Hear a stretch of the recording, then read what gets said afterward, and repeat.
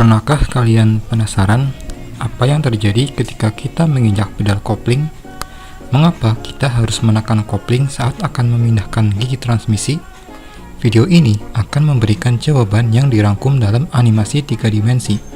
Dan di akhir video, kita akan tahu betapa krusialnya fungsi kopling pada sebuah kendaraan. Mari kita mulai dari animasi 3 dimensi berikut. Ini adalah animasi powertrain kendaraan, terdiri dari mesin, kopling, dan transmisi. Saat kita menghidupkan mesin, mesin akan berputar. Meski demikian, mobil harus tetap diam. Dan di saat kita memasukkan gigi pun, mobil harus tetap diam.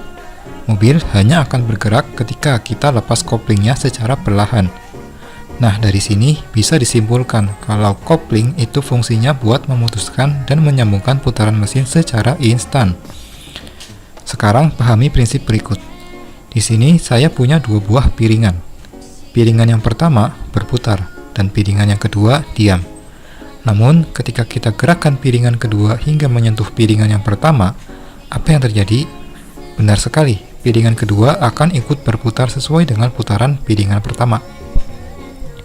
Inilah prinsip bagaimana putaran pada kopling bisa tersalurkan. Tentu saja tidak sesimpel itu karena masih banyak komponen lain yang jadi pelengkapnya. Sekarang kita balik ke model 3 dimensi berikut. Kalau kita bongkar perangkat kopling ini, kita akan menemukan ada beberapa komponen. Yang pertama ada flywheel. Sebenarnya flywheel ini masuk ke dalam komponen engine. Namun kami masukkan di sini karena berdasarkan prinsip yang kita bahas sebelumnya, flywheel ini berperan sebagai piringan pertama. Lalu ada sebuah poros. Poros ini terhubung ke poros input transmisi, namun tidak terhubung dengan flywheel, sehingga putarannya akan terpisah. Nah, di bagian depan, poros ini punya roda gerigi. Ini berfungsi agar poros bisa berkaitan dengan komponen selanjutnya, yakni clutch disc. Berdasarkan prinsip yang kita bahas tadi, clutch disc ini berperan sebagai piringan kedua. Nah, karena terhubung lewat gerigi dengan poros, putarannya akan terkait dengan poros input transmisi. Di kedua sisi clutch disc terdapat kampas kopling.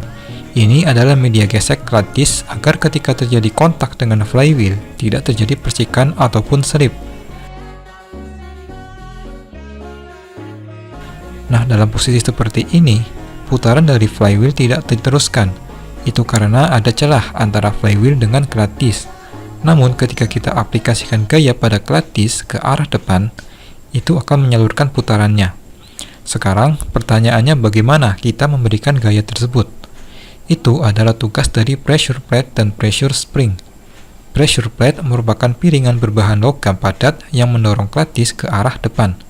Sementara per-per ini akan menahan agar pressure plate tetap menekan clutch disc ke arah depan.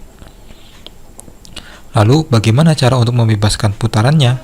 Itu adalah tugas dari mekanisme pembebas kopling. Mekanisme ini terdiri dari release lever, release bearing, dan release fork. Ketika pedal kopling diinjak, itu akan menarik release fork. Release fork akan mendorong release bearing ke depan. Release bearing akan mendorong release lever, dan release lever akan mengungkit pressure plate, sehingga pressure plate bergerak ke belakang. Karena pressure plate bergerak ke belakang, muncul celah antara flywheel dengan clutch disc. Ini akan memutus putaran mesin. Jadi seperti itu. Untuk menyambungkan putaran mesin ini hanya dilakukan dengan menjepit clutch disc.